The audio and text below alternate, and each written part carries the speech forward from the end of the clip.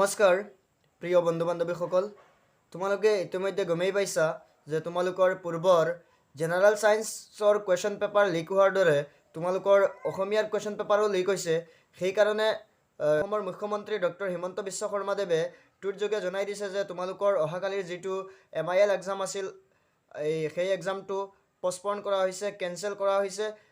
Next তোমালোকৰ এক্সামৰ date কেতিয়া হ'ব, আজি অতি সোনকালে তোমালোকৰ নেক্সট এক্সামৰ ডেট অসমৰ মুখ্যমন্ত্ৰীয়ে জনাই দিব বা ডক্টৰ ৰণোজ পেগুৱে জনাই দিব। গতিকে তোমালোকৰ এছামিছ এক্সাম কেঞ্চেল হৈছে বুলি, তোমালোকৰ সকলো এক্সাম কেঞ্চেল হৈ যাব বুলি ভাবি তোমালোকে ষ্টাডি কৰা বন্ধ নকৰিবা। বা কি ছাবজেক্ট আছে তোমালোকে ষ্টাডি কৰি যোৱা।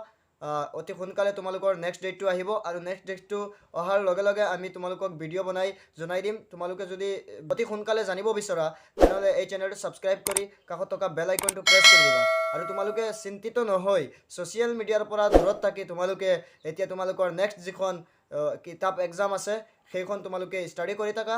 নিশ্চয় তোমালোকৰ ভাল ফলাফল হ'ব।